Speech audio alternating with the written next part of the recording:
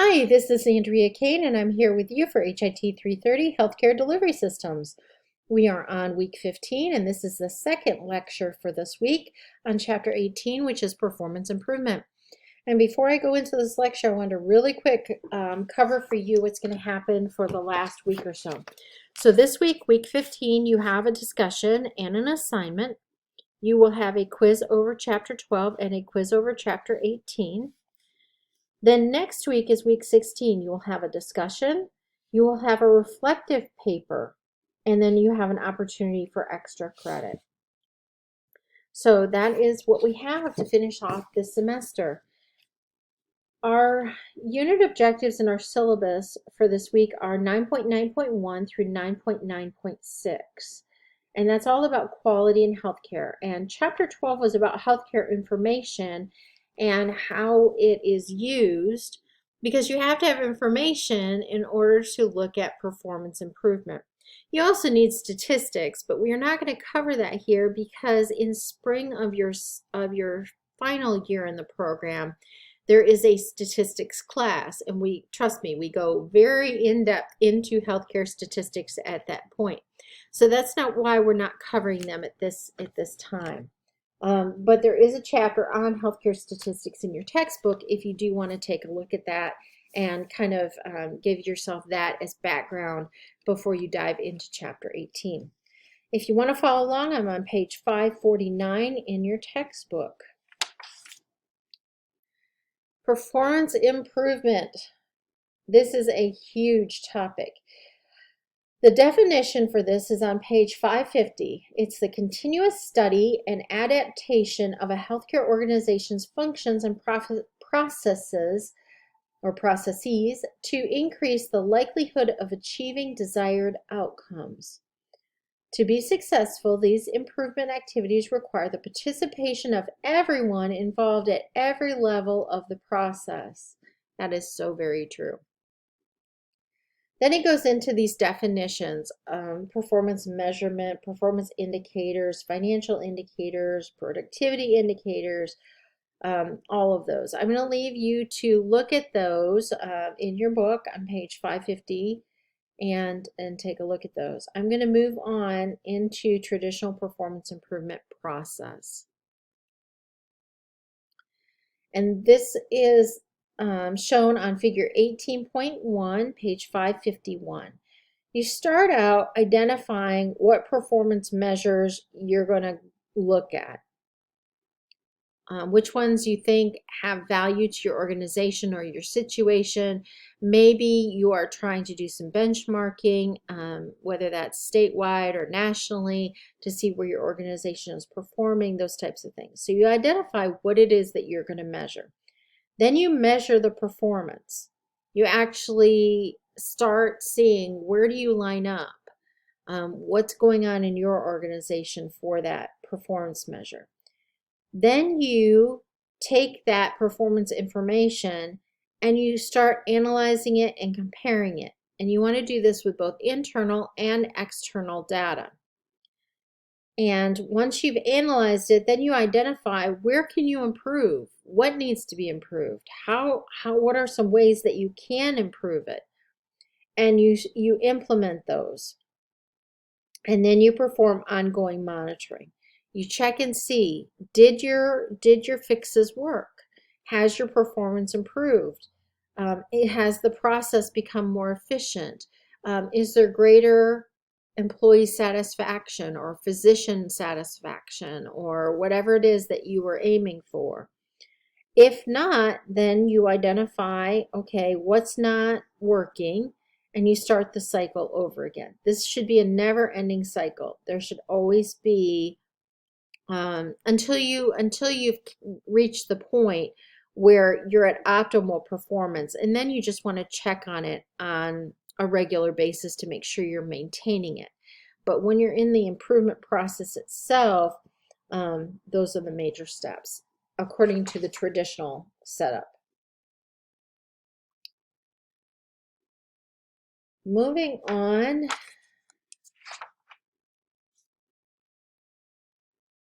And again, look at your book. for pages 551, 552 into 553 for all of that information. Read through it. Um, try and think about a process in your own life that you might want to improve. One of the ones that I've encouraged people to look at is laundry at home. If laundry is a struggle for your family, that's a great one to look at. How would you improve it? How could you improve it? And sort of mini PI that activity. And it's even if you don't actually do anything, it's a great thought process. So moving on to Sentinel events, this is on page 553. The Joint Commission requires healthcare organizations to collect in-depth investigations of occurrences that resulted or could have resulted in life-threatening injuries to patients, medical staff, visitors, or employees. The Joint Commission uses the term Sentinel event for such occurrences. And so you need to read through that section on Sentinel events, make sure that you understand what a Sentinel event is. They give you some examples here of such as medication errors, explosion and fire, acts of violence, those types of things.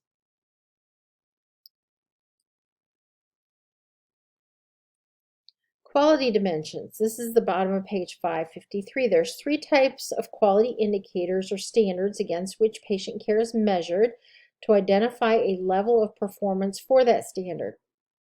There are structure indicators, process indicators, and outcome indicators, and they are each defined here in your book. So make sure that you are familiar with those. Hint, hint, hint. I like how they put here that quality has both a technical and interpersonal dimension. Yes, they have both. The technical dimension recognizes that those who are performing whatever the task is have to have knowledge and judgment to arrive at an appropriate strategy for providing service and the technical skills to execute it. But you also have to have the communication skills and social attributes necessary to serve people appropriately. So it's really important to understand that you need both. So we talked about the traditional that was very process-based. Very, okay, we just look at the process, we look at the statistics, we identify what do we need to change. That's very traditional. There has since been developed a contemporary approach to process improvement, and this is on page 554 in your book. It's more proactive, meaning that you're always doing something, you're always trying to improve, and the focus is on the customer.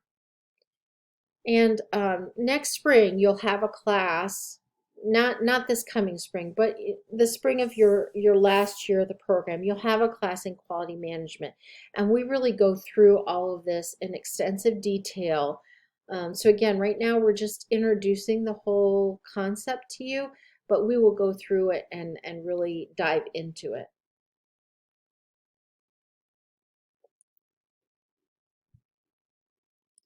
So your book really covers this well.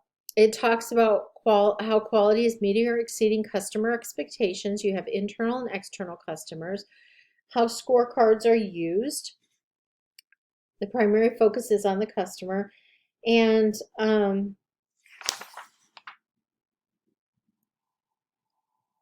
typically the problem is a system. There is a system issue or a process issue. And they'll talk about this on page 556 in your book, talking about variation. And there's always some type of variation or amount of variation, and how important it is to reduce variation. And what's on the screen right now is principles of continuous performance improvement. You do need to know all of these, so make sure that you're familiar with them.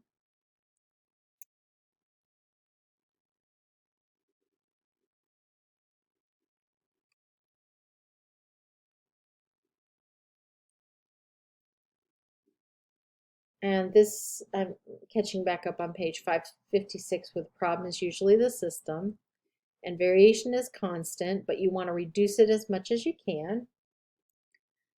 And data has to support PI activities and decisions.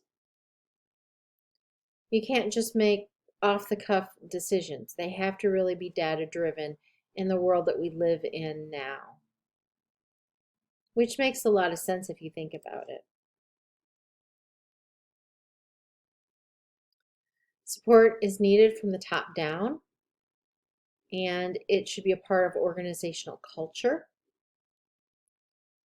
And again, all of this we will cover in extensive detail in your quality management class in the spring of your last year of the program. Organization definitely needs a shared vision, and everyone needs to buy into it, including providers, even if they're not employed.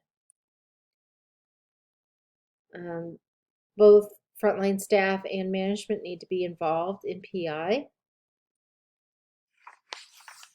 You have to set goals, have effective and consistent communication. You cannot over communicate. It has to constantly be open both ways.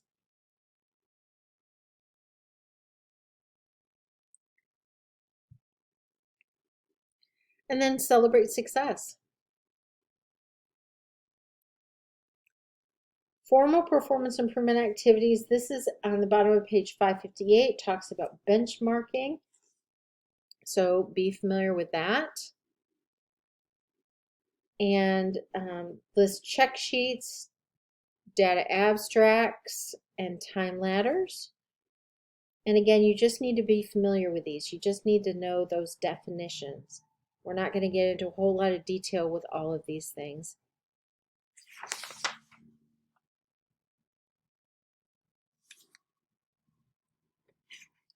And I would say when it comes to statistics-based modeling techniques, you don't even need to know that at this point. It's good to at least put it in your mind that you'll eventually come back here to look at this on a more closer basis in the future, but there's no need for you to know statistical-based modeling techniques at this point. It will not be on your quiz. Team-based performance improvement on page 562.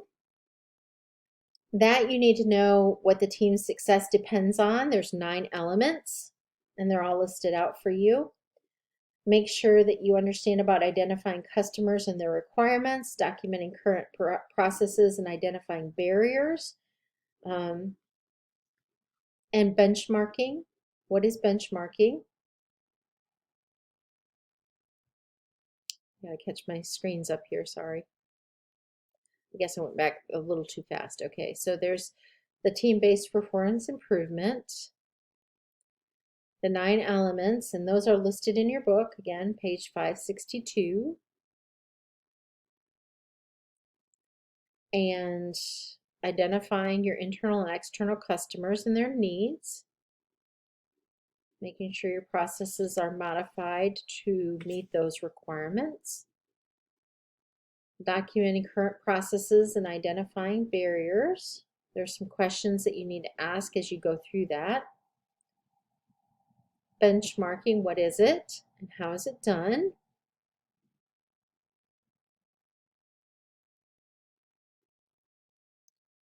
Collecting current process data, how do you do that? One of the things you do first is flow chart the current process. You don't need to know today the different boxes and what's the difference between an oval and a square and a triangle. You don't need to know that today, but you will at some point. So it's a good time to start familiarizing yourself with it. I won't make you do a flow chart at present, but eventually you will need to do one. Brainstorm problem areas. Once you flowchart the current process, then you can start identifying where are the issues, where are the road bumps or roadblocks or the things that are causing people to trip up or causing delays and things like that. And there are ways that you can brainstorm, and they list those for you there. And I would say that you probably don't need to know what each type of brainstorming is at this point. Just know that brainstorming is a technique used to generate a large number of creative ideas from a group. As long as you know that, you don't need to know the rest at this point, but you will come back to it. A cause and effect diagram is a fishbone, and there's one shown for you on figure 18.8 on page 565 for you. And again, you just need to know that a fishbone is a cause and effect diagram. And it identifies the various factors that contribute to a problem. So make sure that you at least know that. And that's on page 565. Force field analysis is at the bottom of page 565, and that's another tool. And that looks at drivers and barriers. Analyzing process data, just know that these are graphs and charts. You don't need to know what the different kinds are, just know graphs and charts. Because again, we will get into all of that. Process redesign. This is on page 566. And this goes through the steps that are involved in process redesign. So be familiar with those.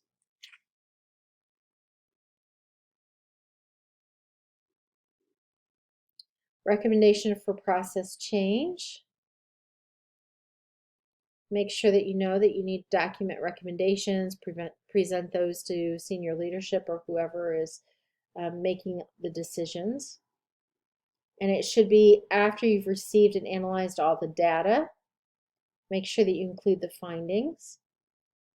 And the recommendations need to consider anything that might have an impact on the organization, including utilization of staff, effect on the budget, change in productivity, and effects on customer requirements.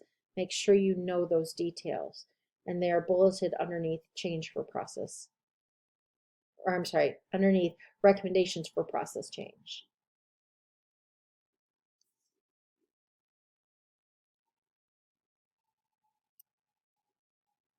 And then moving on to, where do they have that?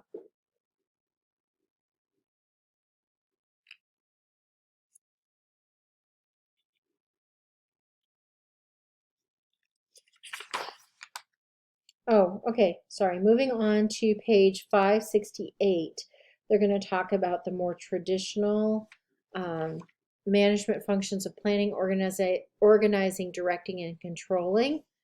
Please make sure that you know those 4 traditional management functions.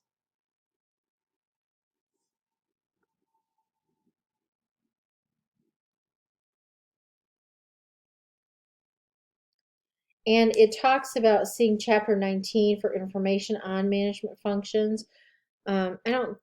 I mean, you can go there and you can take a look at those in a bit more detail, but what I'm looking for is that if somebody says to you traditional management functions, you think planning, organizing, directing, controlling.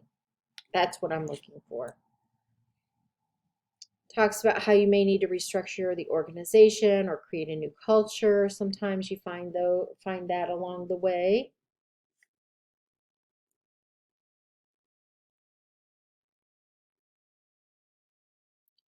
And under organizational components of performance improvement, you have all of these types of things that involve leadership.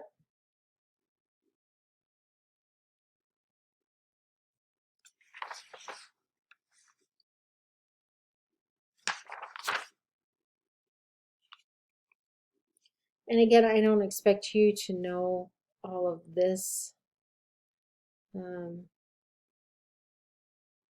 I guess what I'm looking for is that you think about an interdisciplinary approach. It needs to be enterprise-wide, and there needs to be shared leadership.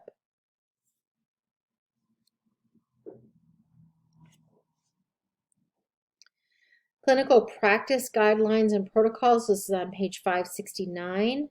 And this is where we get into AHRQ. So hopefully what you're doing this week with that will be helpful as you're learning about clinical practice guidelines and protocols and what they are and how they are used, because you'll need to know all of that. And then accreditation standards. Remember we talked a bit about accreditation much earlier in this class. So I'm going to skim through this because we already are familiar with accreditation from our previous studies. But there's a paragraph here on page 570 about Joint Commission, and then you've got one on DNV and other voluntary accreditation organizations. So make sure you're familiar with those. Anything again in that teal color you want to make sure that you know. And then we've already talked about government regulations and licensure requirements, but it's good reading through this information again to familiarize yourself with it. We did talk about conditions of participation, state and local licensure requirements, that type of thing. Utilization management is on page 572. And that is a set of processes used to determine the appropriateness of medical services provided during specific episodes of care. An example of utilization management would be, should this patient be an observation stay or should they be admitted to an inpatient level of care? Utilization management also might be, should we be using a $20,000 hip replacement implant if we have $12,000 ones that work just as well and have just as good outcomes? And just like a drug formulary in a hospital is used for cost control purposes, sometimes ORs, operating rooms, in hospitals need to be evaluated for the items that the high price items that they use. Instead of trying to stock 10, 12, 15 different types of joints when you can get by on 6, and making sure that as long as you have as good of outcomes with those 6, that you provide those. And so it's really trying to, again, manage utilization, manage what's happening. You know, our patients that are capable of going home, are they getting home health options to do that if they need that rather than staying in the hospital extra days? So it's just looking at all those different types of things. Then risk management, and this is also on page 572, goes through what risk management is and what a risk management program does and how risks are identified and analyzed. What is loss prevention? What is claims management, patient advocacy? How do you handle incidents and responding to incidents? How do you gather information about them? How is that a part of risk management? That's all on pages 573, 574, 575, even into 576. So again, you're wanting to look at and pull out just the overall general details and definitions. It's not that you need to know these perfectly by heart or from memory, but it's to know the concepts. And let's see, that brings us to clinical management initiatives at the bottom of page 576.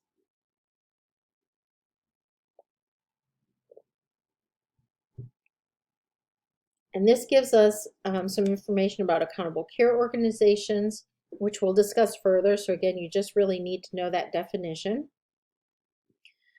It'll talk about process improvement methodologies such as Lean Six Sigma and Lean Six Sigma, which combines those two, as well as HROs and ISO 9001 certification. Again, all I want you to know here is that there are some process improvement methodologies, and they include Lean Six Sigma, Lean Six Sigma, high reliability organizations, and ISO 9001. And then I need you to know what medication reconciliation is.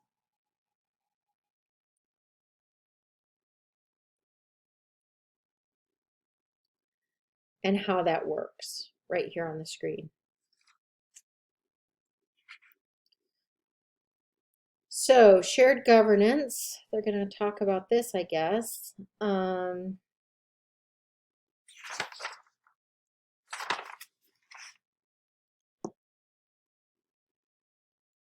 In terms of shared governance, that's really that everyone in the organization is ultimately responsible for what happens and working together to improve it.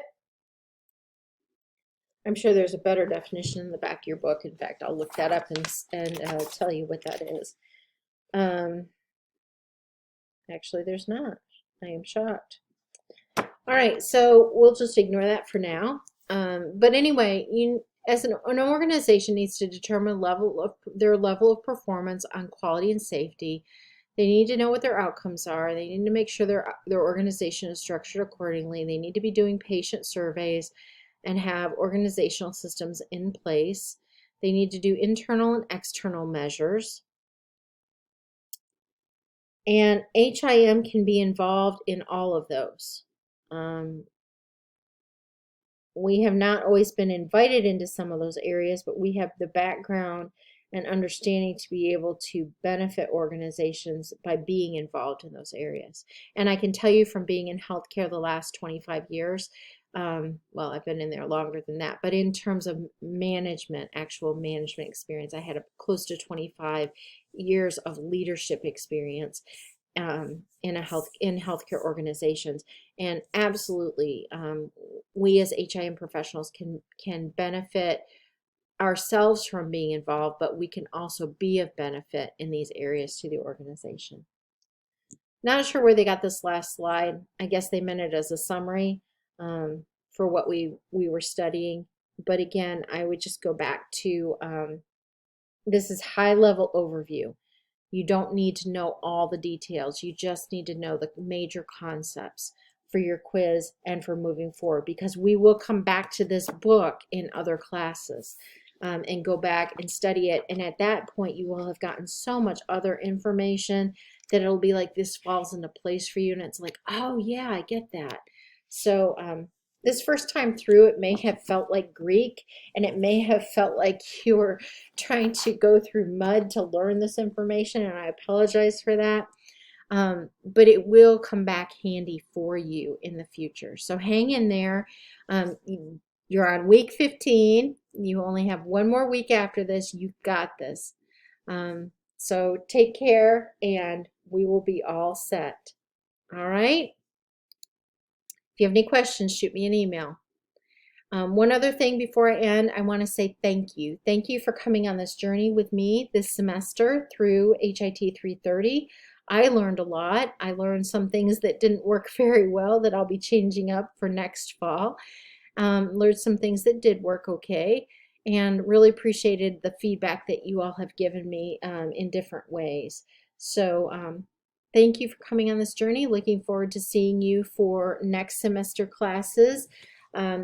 If you are continuing on with the program, which I hope and pray you are, I will see you in the spring, and we will be doing pharmacology together and legal aspects of health information. Those are the two that I teach for first-year students in the spring. So if I don't talk to you again, have a fabulous break. A very happy and Merry Christmas with your loved ones, hopefully. Hope you stay safe and well and warm, and look forward to seeing you again in January. Take care. Bye.